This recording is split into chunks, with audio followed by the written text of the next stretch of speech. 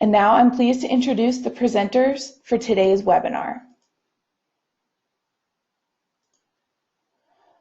I'm joined by Tina Rettler-Pagel and Nancy Woodward. Tina is a faculty member in Madison College's Center for Excellence in Teaching and Learning.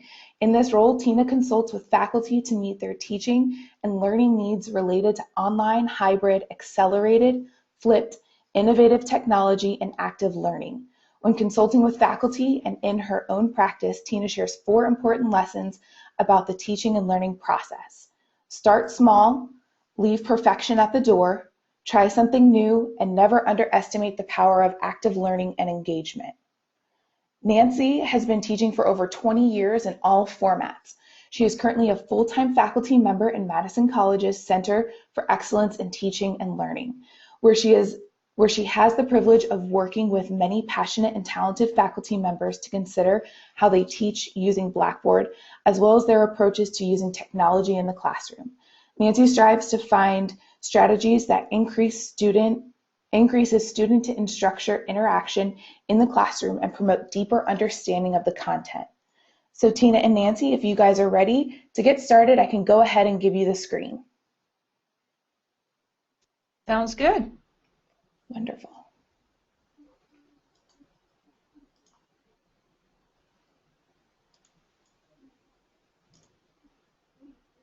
All right.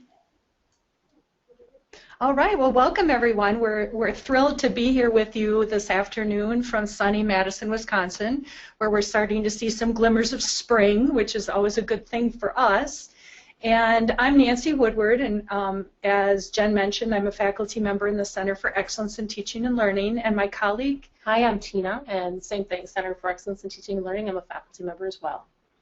And we're here today to share some of our favorite tools with you in a format that we refer to as speed geeking. It's one of our faculty's favorite workshops here at the college.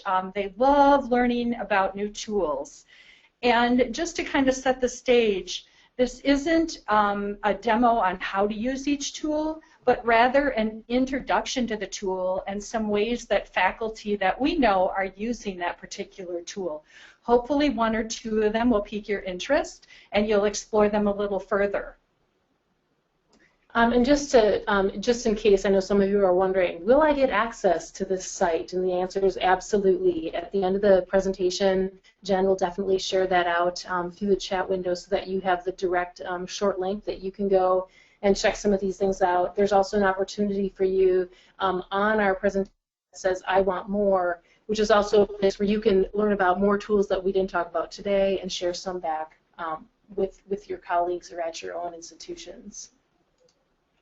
So just a little background about the tools. Most of the tools we use here at the college are free. There may be a situation where you get so many features, and if you want more features, then you pay for a subscription.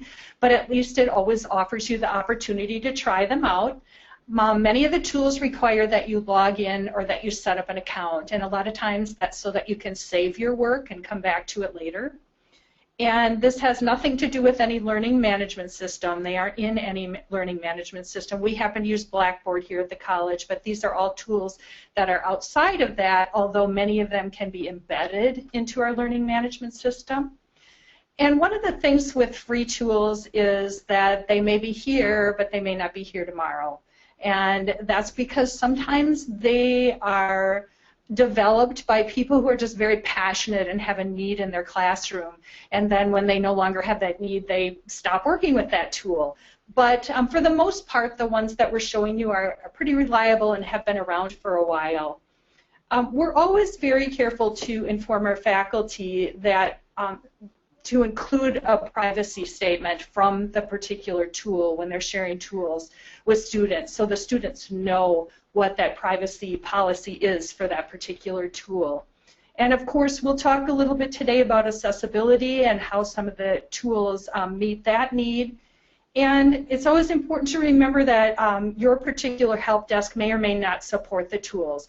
What we've done here at the college is we've become very friendly with our help desk folks. They come to our workshops, they know the tools that we're using, and they're oftentimes willing to share their knowledge with faculty as a result.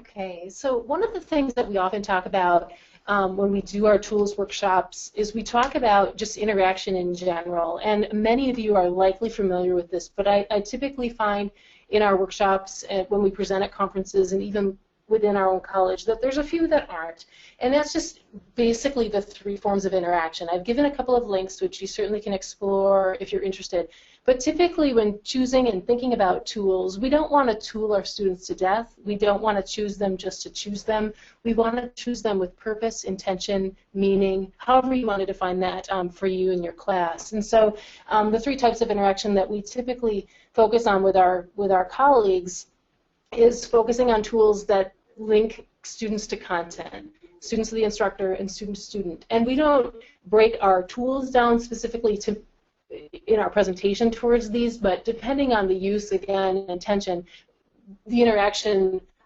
types are typically met. So you'll see some of that shortly. So from there, we're ready to get started. We have a long list, not a long list of tools, but a list of tools. The way that our site is broken out is we have the tools listed, and you'll see them all here. The first link goes directly to that tools site. So if you want to learn more about Tool X, you can click there and go. Then following that, we have, there's linked underlined examples for almost all of these tools. Under that is a privacy statement if one exists, and then under that are any kind of accessibility considerations. And we'll talk through a couple of those so that you understand why they're set up. Just so everybody knows, we're working really, really diligently here with trying to help our faculty understand components of accessibility. In many cases, free tools in particular are not built with accessibility in mind.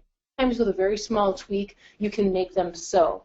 In some cases, it's still not perfect, and if you're not sure if it's perfect or is not going to meet a specific student's needs, sometimes you may need to ask, or we always advocate working with what we call here our Resource Services Office, and they are, they can try our tools out on screen readers and those kinds of things. So definitely partner with that group if that's a concern for you. All right, so let's get into the tools. Our first tool is called Today's Meet, and it's a back channel where students can post things during your class, or if you have an online class, they could do it throughout the week. To give you an example, here we have a Today's Meet that I set up for an educational evaluation class that I taught. And at the bottom, I put answer the question, what is the most important or interesting piece of information you gathered from this week's content? And this was an online class. And Today's Meet only allows 140 characters, so people have to really think about what they're going to post. And then you can see that people just added, we have to be talking about rubrics that week, and they added their thoughts about rubrics. And in terms of accessibility, you can actually get a transcript by clicking on transcript, and that will give you all of the comments that were made throughout the week. So in this online class. So people put their name and then their comment. So what I did for you is I set up a place for you to share your thoughts, and Jen is going to put that link in the chat for you. So if you would like to talk about how you'd use one of the tools that we're talking about today in your class, simply type in your name where it says nickname, click join, and then you'll be able to type your message. A box will appear to type your message. So this is a great way to get some feedback from your students. Think about when you have a mini lecture and your students have the back channel to post their questions or their thoughts going through the lecture. The next tool that we're going to talk about is called ToonDo, and this allows you to create cartoons. Both Tina and I are very fond of using images in our classes. We like to gather attention from our students, and sometimes when there's too much text, they just don't want to read everything. So ToonDo is very simple. It allows you to create panels and then drag and drop characters into the panels, and then put in your bubbles that say whatever you want to say. So it might be a way that you could talk about a test that's coming up or an assignment, or you could use it for little bits of content just to go over the content with the students. There is here, we've actually described the cartoon for somebody who needs that in terms of their accessibility. So that is something that you can do. And the secondly, I wanted to call your attention to breaking news. Breaking news. It's at classtools.net, and this allows you to make some breaking news to share with your students. So what a great way to tell your students that there's a quiz scheduled.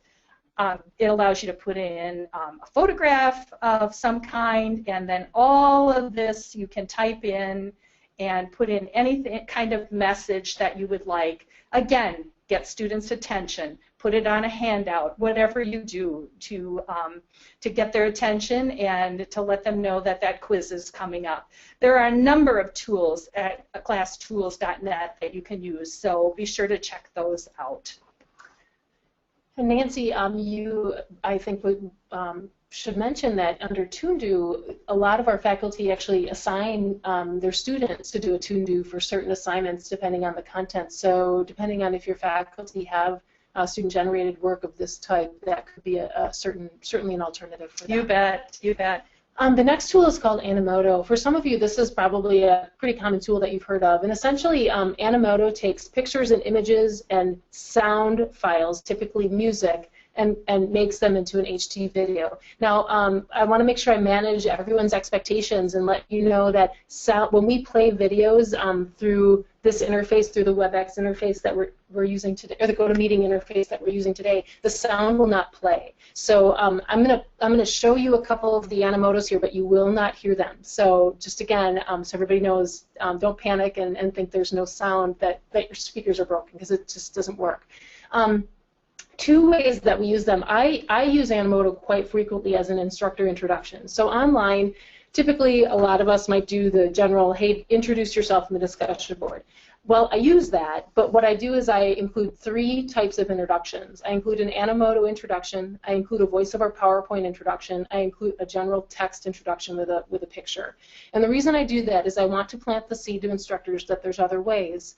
But second, I'm trying to also show them good modeling, especially in the case of a voiceover PowerPoint, because I have that fully captioned, and they kind of can see the possibilities there. So in the Animoto introduction, this is, again, you're not going to hear this. I can embed this right into my discussion board. It's very quick and easy.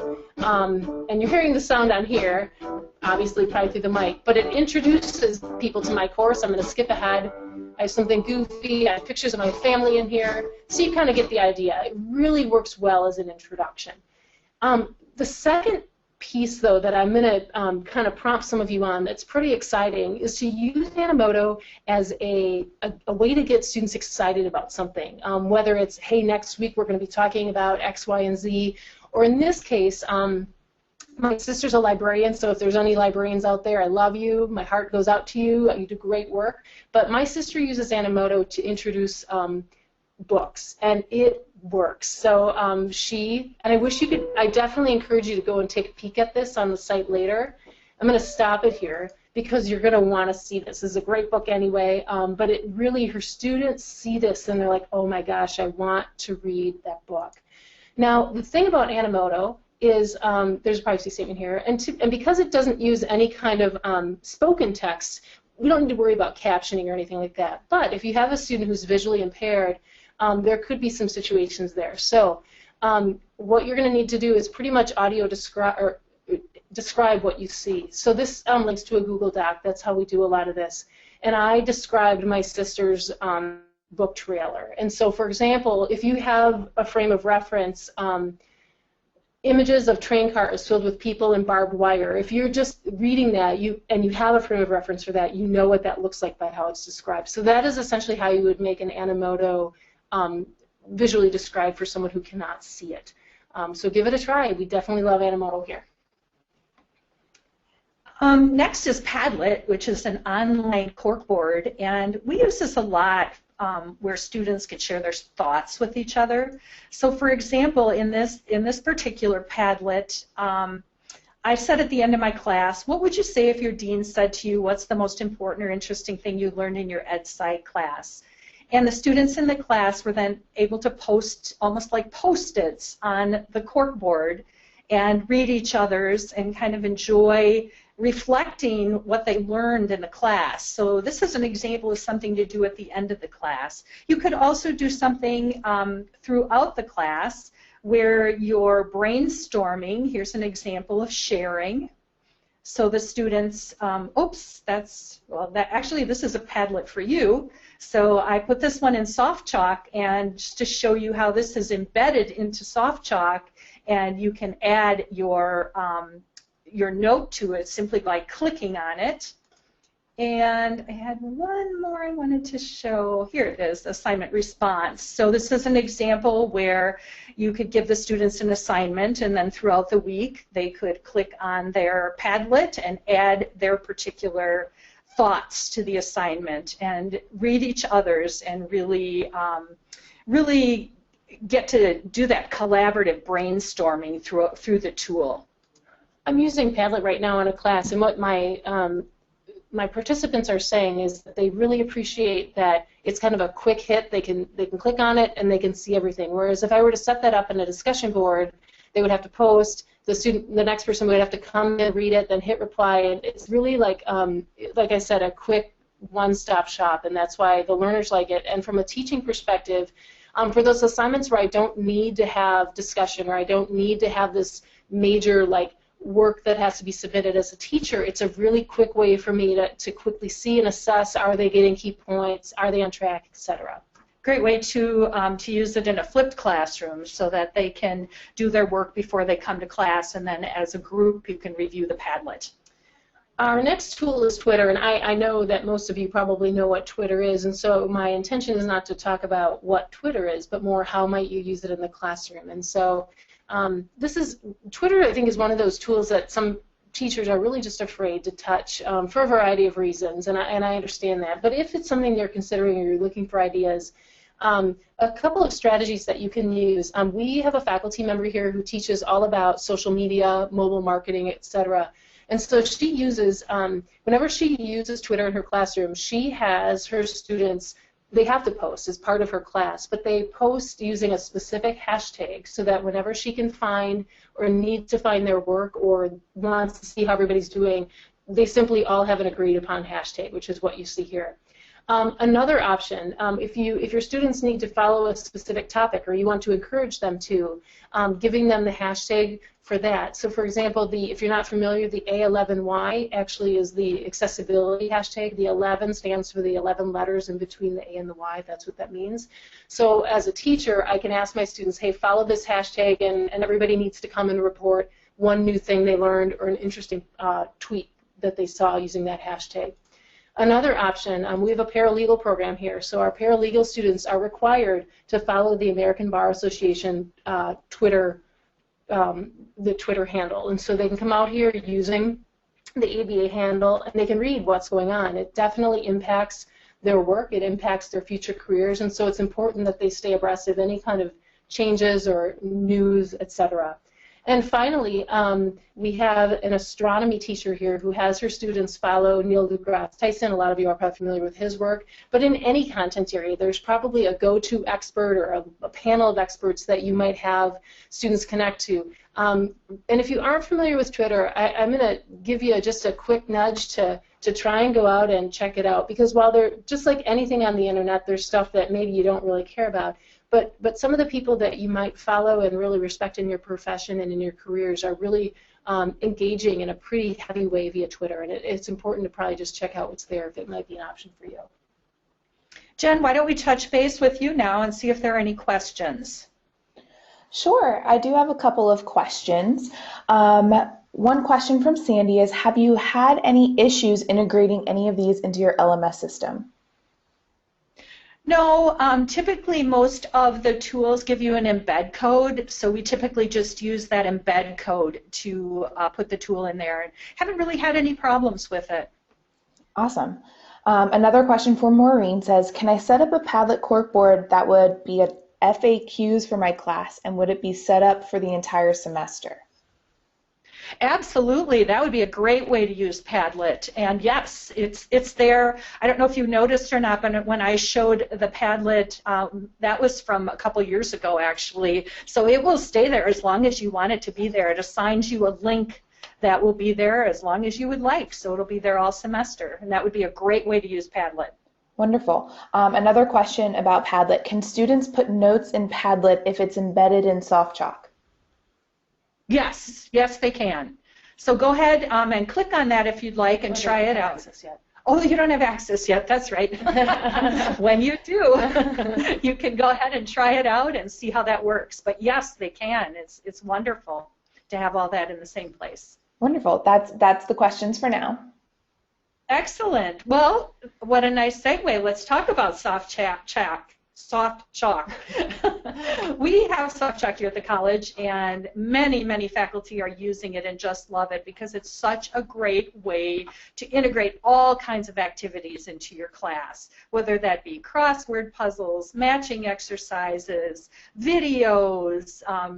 We have some faculty who create actual books and use those in their class.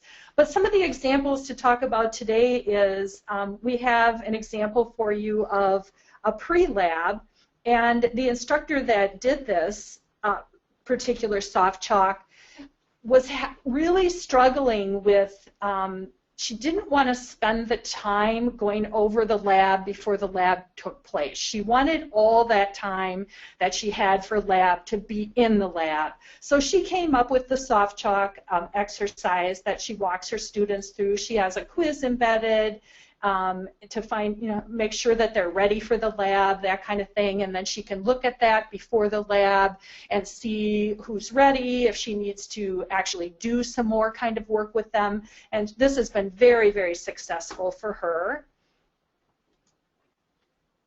Then we also, this is a great example actually from SoftChalk, a whole unit on World War II, and I like it because it just shows you so many different ways that you can use SoftChalk, whether you're putting in slideshows or images or videos or an audio, a little book, all kinds of things, and they're really easy to make because it's almost just like using a Word document.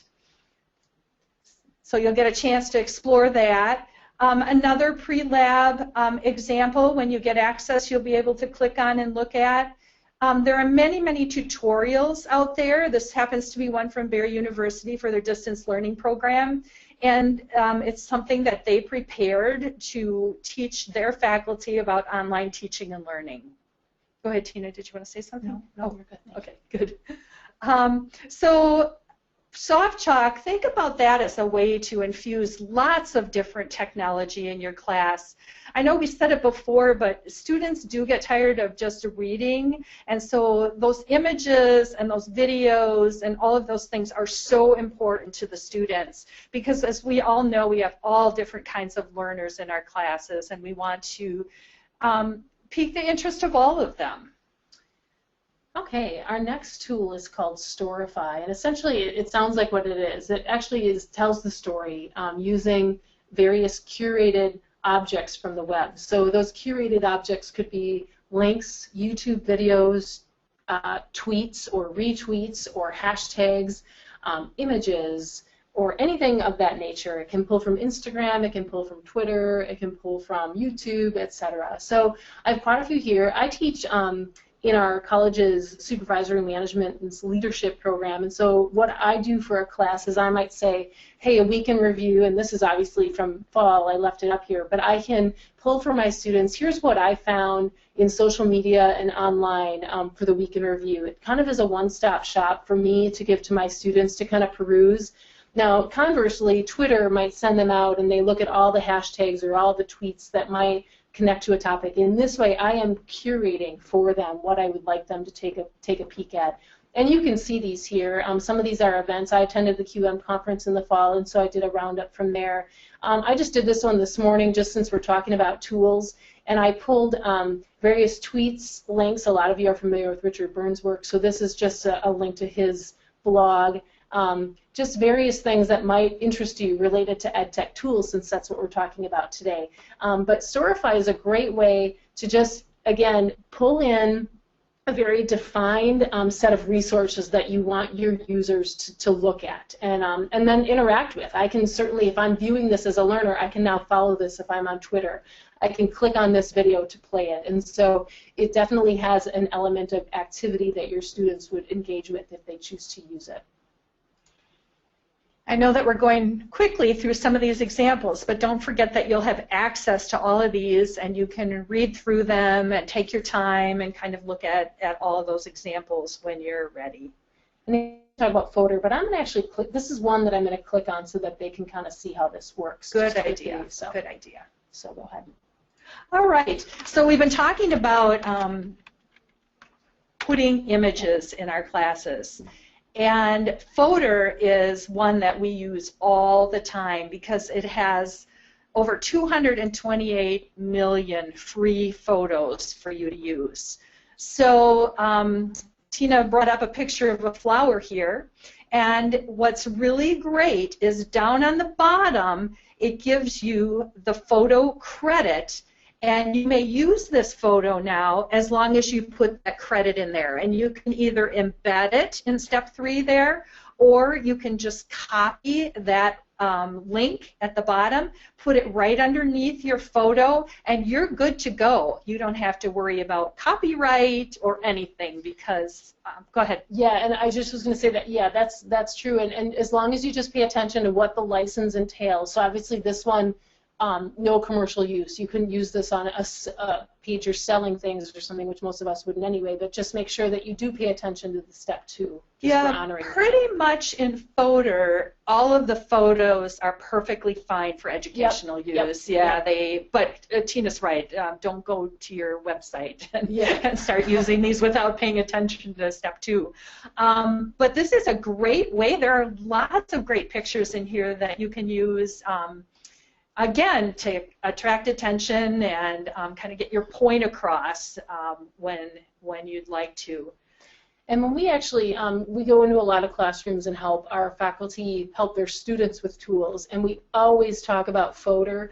Some of you are familiar that you can use Google Advanced Image Search, some of you use Flickr, some of you probably use the Creative Commons site itself. I mean, there's lots of places to find you know, free use images. This just happens to be one that we really like, and it's easy to use. And since they already give you the attribution text, we just find that it's really easy to use. And actually, Nancy shared an image, and then, like we talked about, you can just simply copy and paste. And these are direct links. If you maintain the actual how that's structured in Fodor, you can keep the links there. So great tool.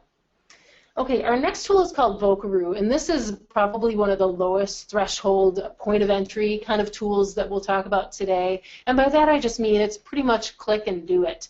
If you have some kind of microphone or a headset with a microphone, Vocaroo is going to be something that you can use. The way this also would work similar to maybe some of you might use Audacity. You know, there's other audio-only tools out there, so depending on what you're into. I typically use Vocaroo for directions, and so I have a really complicated, and I shouldn't say that, but it's an online complicated wiki assignment that I use in Blackboard, and it's just complicated in that there's just a lot of steps to it, and I need to probably clean it up in general, but I use audio directions with it, and students have commented that they really appreciated that if they weren't visually understanding by reading it. It also is a good tool to use for giving student feedback. And just a reminder again, I'm not clicking on these because you're not going to hear them. There would be no sound that would play. But when you get our site, certainly click on them. So if I have a student's paper in front of me, I could say, hey, George, I noticed that your structure in your writing is X, Y, and Z, and go on from there. Now, accessibility considerations, I can provide a transcript. It can be as simple as that, so that somebody could also read that if they cannot hear it or if they don't have speakers or whatever that might be. And for Vocaroo, you can use a phone to record too, correct? I don't use that, but possibly. One thing about Vocaroo, just a word of caution, I want to make sure I mention. Now, Vocaroo is definitely on one of those free tools that exists today, maybe not tomorrow. And by that what I mean is if you create a recording, you automatically get a link. So the good news is you don't have to take any kind of storage space in your LMS or on your computer to save that recording because it's saved in the cloud on Vocaroo. But that's also the curse because Vocaroo will clean the cloud out every once in a while. So if it's something that you think you're going to use long term, Vocaroo does give you the download option to save the file onto your computer, and then you can upload that either to your LMS directly or maybe to OneDrive or wherever, Google Drive, wherever you might play that in the future. But definitely if it's something long term, download it because it may not be there a month, 2 months, 5 months from now in Vocaroo. It's been around for a while, but we just never know. Yeah. Jen, we'll stop for a second and ask you if there are any additional questions. Yes, we do have a couple of questions. Looping back to fodder, are the images in fodder easily searched? Yes. Let me just bounce back. Let's go back there. So there's a search bar up at the top, and why don't you type in spring? Oh, or sure. Apple's good too. I'm thinking about spring. I can spell. Sorry, everybody. Oh, spring. There we go. Okay, spring. I finally got it. And then it obviously is Smart Will Try. It'll give you some suggestions. And then it goes to work. And typically it's pretty quick. Yep. So you have sort options again on top. But yeah, then you just start scrolling and more start to show up depending on the image. Now, a word of caution, when we teach students about using fodder as any kind of image search, we're all adults here, and so typically or sometimes what happens is depending on the search term you're using, it could have dual or multiple meanings or sometimes several meanings, some of which may not be appropriate. And so just a heads up on that, if you're going to be demonstrating how to find images or looking for something, you may want to test it out ahead of time. And so for example, I have foxes that live in our backyard.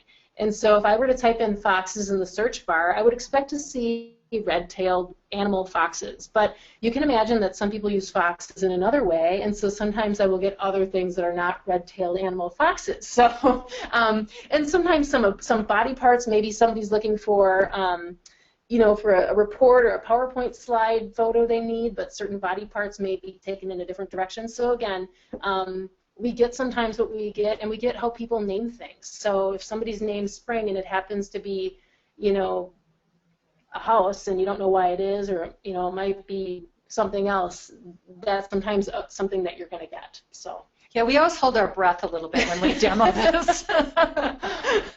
So we try to come up with those words that will give us what we saw. Yeah. Anything else, Jen? Yeah, a couple other questions. How do you find out about new tools as they become available? Are there blogs or certain people that you follow to find out about them? Yeah, that's a great question. We do. Tina mentioned Richard Byrne earlier, and we both subscribe to his emails, and boy, they come almost every day where he is looking and reviewing different tools, and he has a great site. His site, oh, I have to think now, Tina, help me, Free for Teachers. Yeah, I actually linked to it on Oh, it's linked on our, okay, yeah. on Storify, okay. So freeforteachers.com, I believe it is, and he does just he's a K-12 educator and does just a great job of pulling in different tools that you can use in the classroom. And he has guides and tutorials, and I mean, it'll take you days and days and days just to explore his site. What are some other ones you like, Tina? I personally, for me, I'm a huge Twitter user, so I will use hashtags to find things. I follow quite a few tech people. A lot of you are probably familiar with Vicki Davis. She's the Cool Cat teacher. Some of you might know her. She is somebody that she's on top of the tools if they're out. But don't always look in terms of like teachers and learning when you're looking for tools. A lot of tools that we may not expect to be used in a classroom, depending on how you think about them, and innovation-wise, could become educational tools. I mean, that's what's happening with a lot of iPad apps in a way, is they never intended for them to be teaching tools, but it's sometimes turning out to be the case. So other than that, I would, if you're a Google Plus person, definitely following Google Plus. I use a tool called Scoop It, and I follow quite a few different educational related tools and apps, kind of people on there. And I just try to just follow what's happening generally in the ed tech community by being a part of different groups and talking with people. And Tina and I are both big fans of Google tools, and we use a lot of the Google tools, Google Drive, Google Docs, all of those kinds of things. This is a Google site that you'll get access to here. We attend the Google Summit in our state. I think most states have a Google Summit, so you can just Google that and get that information. And we learn a lot about tools at those. And we go to various conferences. The Online Learning Consortium conference in the fall in October in Florida is a big one. So yeah, we try to keep up as much as we can, but there are definitely a lot out there, and I think we talked about this in the beginning of our presentation, but we're very careful not to just put a tool in because it's cool. And sometimes we have to tamper down our enthusiasm because we'll see something that's really cool, but we have to take a step back and say, well, how is this really going to benefit the learner, and is this really something that we want to introduce? The other thing, I'll do my little pitch right now for you don't want to introduce 20 new tools in your class all at once because that's just overwhelming to everybody. So what we usually suggest is pick one, introduce it, that's going well, maybe pick another, but be really, really slow and deliberate about how you introduce those tools. Yeah. I think just the last thing about how do I find out about tools is really just talking to people and asking them. At any point, if you're like, hey, what's the latest tool you're working on, email Nancy and I. We will be more than happy because we're tool tech nerds. I mean, we proudly wave that flag, and we love to talk about it with people. So if you're one of those people or you want to learn more about it, email us. You'll have our contact information at the end of the session to do that. Worst case or last case or first case scenario, wherever you fall on that spectrum, don't be afraid to search for something. If you're like, gosh, I wish I had a tool that could do X, or, that's essentially how a lot of people figured out online corkboards for using in the classroom. And so a lot of times what you can do is online corkboards classroom, like for what the use is, and you'll come up with lots of tools. And we'd be more than happy to talk through some of those strategies as well. And one last thing that we do is Tina and I get together with some other individuals from other colleges around Wisconsin, and every spring we have a tech expo where it's a day dedicated to just learning about new tools and how to use them in the classroom, and we send out a call for proposals and get people from around the state to present, and we learn lots from each other that way as well. Awesome. Any others? Yeah, one other one from Jane. She says, you've provided many examples of great tools and ideas for inclusion in a course, but it concerns me that there might be an issue with ADA compliance in those applications. Do you all have a dedicated staff that helps with meeting ADA compliance, or do you take the responsibility on yourselves? That's a great question, Jean. Both. The answer is both. So as much as we can, we try to determine if something is accessible. But as many of you know, our students sometimes have, first and foremost, we try to operate under the principles of universal design for learning. So that should be said, and that should be just a common practice that we all probably use from the get-go.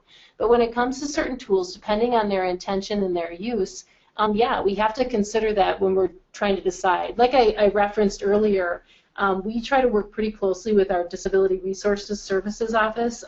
One of the people that works in that office, they serve people, all kinds of people with disabilities, but some of them have certain specialties. And one of the people there is very, very versed in screen readers and making sure that things are accessible to students who are visually impaired. And so if I have a question about a tool, I will send it to him and have him run it through the screen reader. We're going to talk about a tool called Zaption, which I had him do that with. And for the most part, he gave it a passing grade, but he said there would be some concerns with some things that we can talk about. But and sometimes you just don't know if your learners haven't informed you. And so Nancy and I do quite a few checks throughout our online courses to say, how is tool X, how is the week going? I mean, through a series of questions we ask them for a check-in, and I'll get things from learners that will say, hey, I'm using a Macintosh, and this tool didn't work very well, or I couldn't get it to work at all. And if that's the case, we always offer our learners a secondary option, which in some cases is, hey, no worries, I'll post it to the Padlet for you, and then I'm going to send you a screenshot of what's there, or I'm going to download everything that's on there into an Excel spreadsheet, and then you can read it or access it. And so sometimes we have to go an extra step.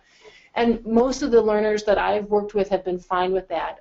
But there's always the chance something's not going to work. But I think being open to having your learners and your students tell you about that is really the key. I mean, we struggle with the same things that all of you do, and we're just doing our best and keeping in touch with our disability resource services all the time and passing that information on to all of our faculty so that we can provide the best possible experiences for our students. Anything else, Jen? Nope, that's it. All right, all right. We've got a couple more tools to share with you. The next one is Voki, and Voki allows you to create an avatar so that you can share information with your students. And again, there is voice with this, but I'm not sure, I don't think you're going to hear it. So this is an example of a Voki. And I would hit play, and then the Voki would give me, it's so funny because notice that this Voki's eyes follow the mouse. So, but the message would then be given to the students. You can put these in emails, you can embed them in your classes, you can do whatever you would like. And a lot of our faculty, there are so many avatars that you can choose from, and you can choose hairstyles, and you can choose everything about that Voki, glasses, so you can make that Voki kind of look like you. So that's kind of the fun part for our faculty is finding a hairstyle, etc., that looks like them. There is an option to type in your message, and then there'll be a computer-generated voice. And when you listen to these Vokis, you'll hear an example of that. Or you can record your own voice, and then the Voki's mouth will move according to what you've recorded. So it's just a matter of what you're more comfortable with. In my opinion, that computer voice sounds a little stilted, but it works, So some of the ways that you can do that is introduce the week by using a Voki, giving reminders to your students about what's coming up, about assignments, instructions. Most of the time, well, I should say all the time we're using these tools, we keep it short and sweet. We don't want a long message. So just a couple minutes to kind of get your message across in another way to the students. And again, we would want a transcript attached to that.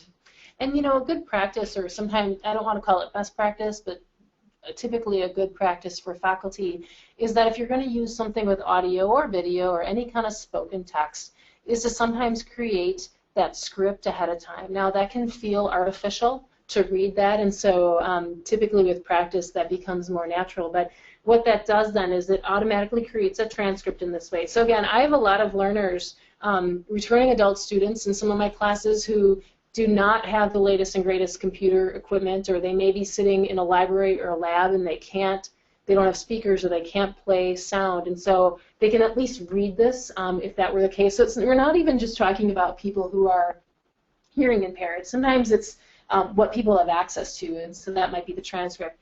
And if this were to be something that could be captioned, I could upload this as I could create a caption file from this transcript because it's already created. So that's just a prompt.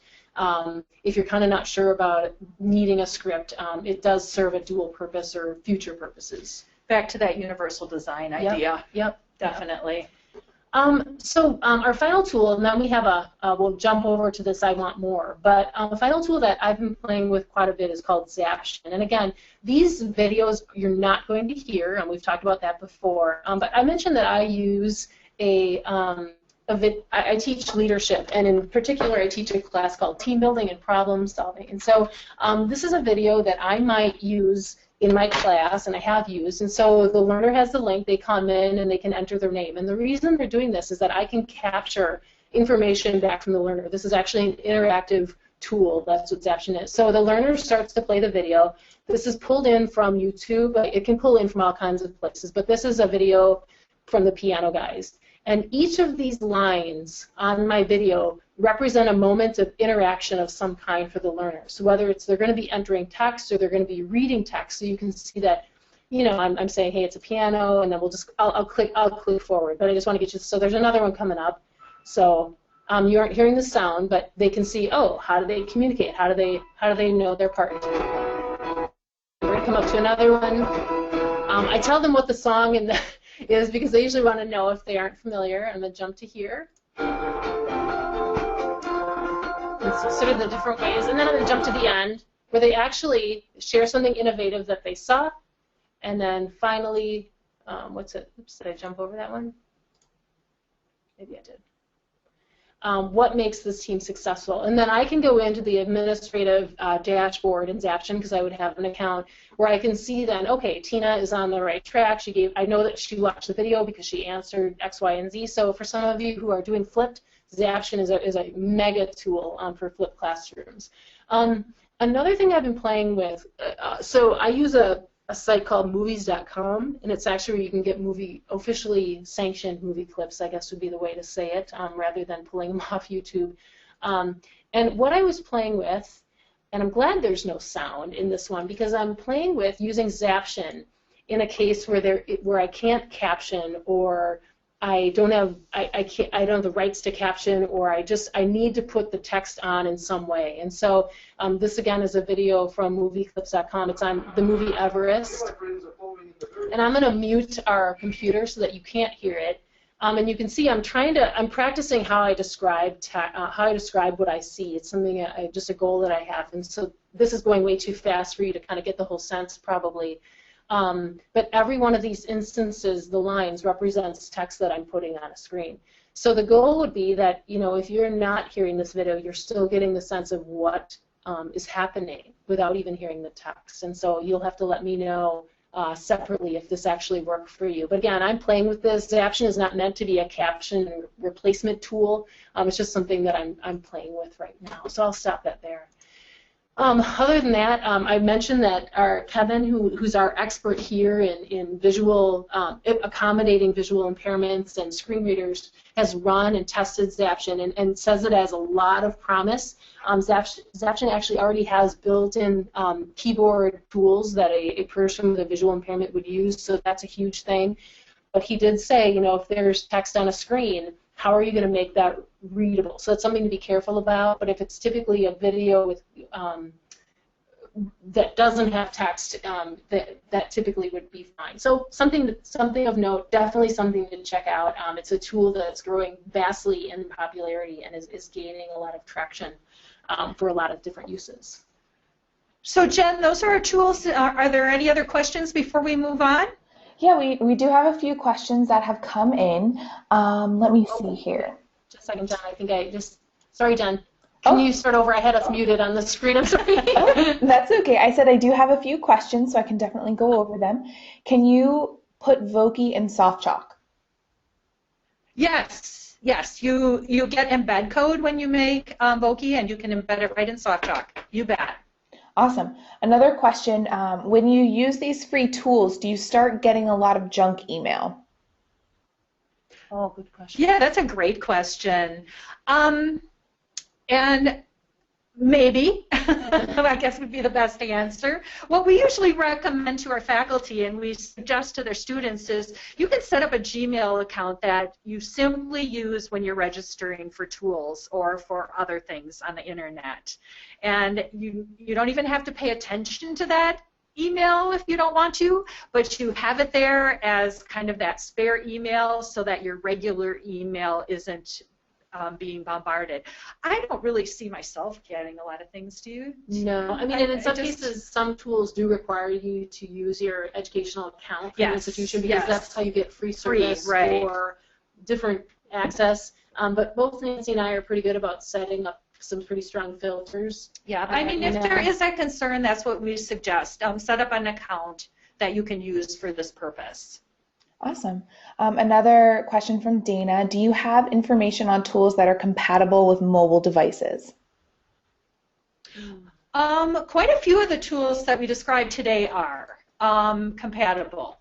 So we don't have them separated out, but that's very typically very easily found on their website. So when you go to the tool, they almost always have some information about the mobile access to that tool. And the good thing about SoftChalk is that there actually are specific tools that are best on mobile, as you probably already know. But if not, those would be ones to look for if you use SoftChalk too. So Dana, I wrote that down, and I think that I might have access to something that could help you with that, but I need to dig that up. So if I do, I will share that back. Jen will provide us with a way to contact everybody, and I will provide that back to the group. Awesome. Another question. I'm sure most students are excited to use most of these tools, but have you experienced any negative feedback from any of them? If so, can you give specific examples? I haven't heard a lot about negative feedback. We have one instructor, after we did a speed geeking session, she took the list of tools and she handed it to her students and said, you can use any of these tools for your next project. And she was so excited about the results that she got. She has been doing that ever since because students just picked out what they wanted to do. They were creative and they did, it was fun for them and they shared all those. And I haven't heard a lot of negative feedback. Yeah, probably for me is I teach, well, Nancy and I both, some of the classes that we teach are actually teacher preparation classes where we teach teachers about teaching methods, or we teach teachers about assessment and course design and things like that. And so I'm teaching one of those classes right now, and it's interesting because depending on the tools that you choose to use in your LMS, so we use Blackboard here, I've mentioned that, and in the LMS I use the wiki, I use a journal, I use the discussion boards, and so right there are technically 3 tools. And so then if I start to add on additional tools for them to either access or log into or whatever that might be, that can tend to get a little heavy. And so I have heard from they're adult learners. They're typically adult learners who are not tech savvy or tech comfortable. That's not always the case. I don't mean to generalize that, but it's common. And I will hear from them like, oh, first you want me to use wikis, now a blog, now a journal, now a discussion board, and now you want me to go out and use this Padlet site. And for the most part, I don't put all of those in week 1. I've learned my lesson that way very early on. But by the end, almost all of them, I would say 99% of them say, I'm so glad that I got to use these as a teacher because now I can use them in my own class. And typically for my students, the degree-seeking students, I don't hear a lot, but again, like I mentioned earlier, Nancy and I are pretty intentional and purposeful about what we choose, where we place it in the online weeks. You don't want to have them using 8 different tools in a week. That just would be way too much, especially if they're a brand new online learner. So really consider the structure of where you use them and how. Awesome. Another question that I think is a good question, how do you balance the use of these options in a course?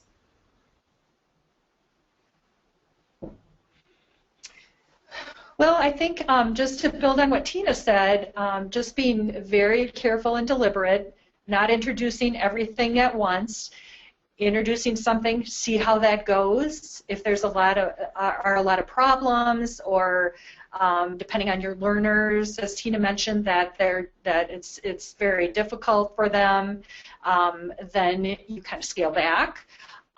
We provide, for any tool that we use, we provide lots of written instructions for them, and maybe also verbal instructions, so that they can follow those step by step if that's how they like to do that.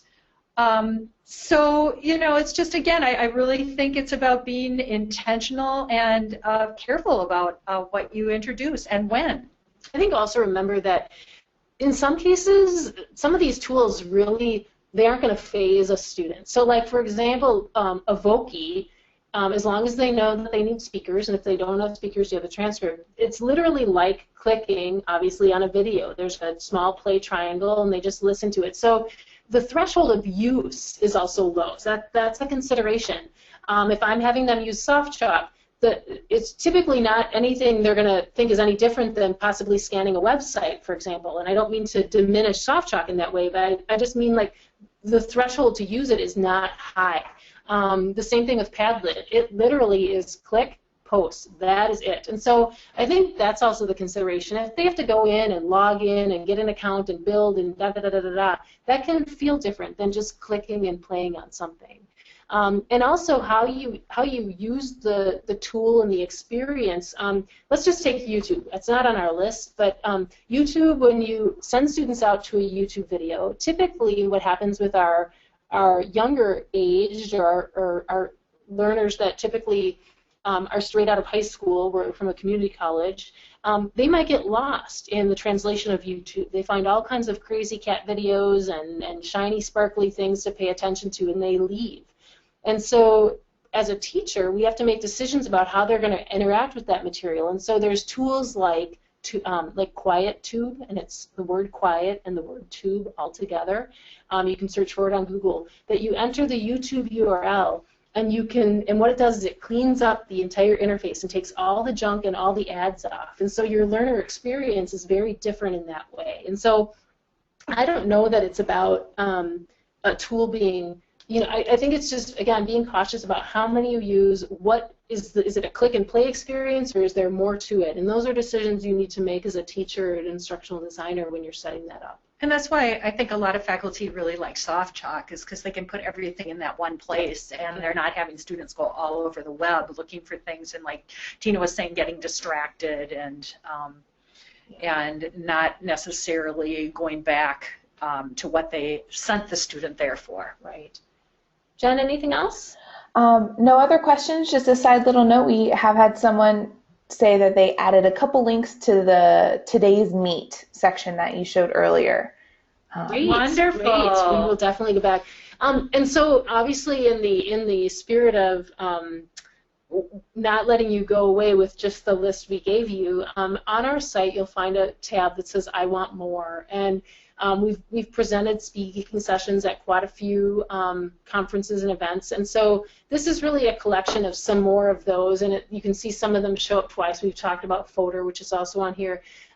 So feel free to go ahead and take a peek at this list and add some of your own. We'd love to see this grow. We want to make sure that you know that it has not been vetted or reviewed against privacy, obtainability, accessibility. We don't know that all of these are free, but typically these are ones that people who have attended our sessions have added or think that we should pay attention to. So those of you going back, how do you find out about tools? Here's another way for you, is to go out and dig and find and say, hey, I didn't know that I could create comic strips, which is what Toonoo does, but you could also see that Make Believe says that. So go ahead and peek and play and add. This is actually an editable Google document, so feel free to contribute if you can. And then from there is just the final, a little bit about Nancy and I. And on this page, you have our email addresses, a little more bio about us, and then our Twitter handles are here as well. And I also mentioned before I use Scoop.it. Here's a link to my Scoop.it pages if you're interested. But with that, Jen, we'll turn it over to you one last time. Yeah, if you don't mind, there were a couple other questions that came in. If you don't mind answering those. Sure, sure. Let's see here.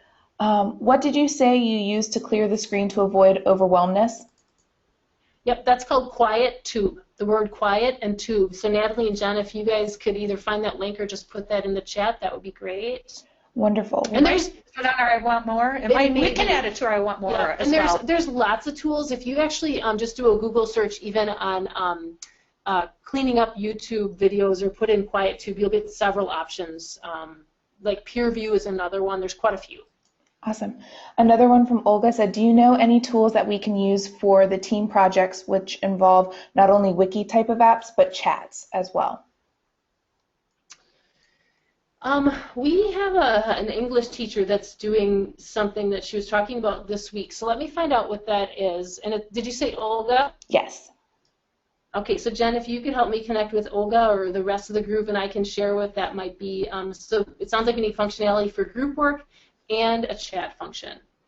Okay. All right.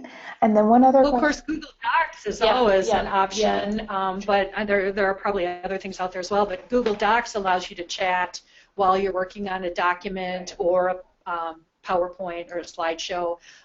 So that might be an option as well. Right. Chuck asked for the fodder pictures, if the photos are put into an online course that the student pays a tuition fee. Does that make it a commercial item and therefore it cannot be used? No, that's educational use. Okay. That's fine. Perfect. And a couple other people are just asking for the site, and to everybody, I will be sending those out or sending a link to the site out after the presentation. Just look for a follow-up email. And I think that's it for now. So I will go ahead and take back the screen from you guys.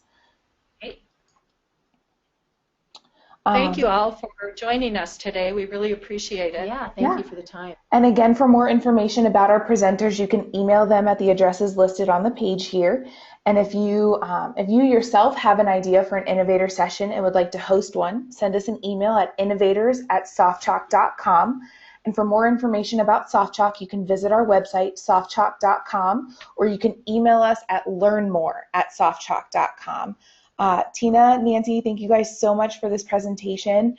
And everybody else, thank you for joining us today. I hope you have a wonderful day. Thank you. Thank you.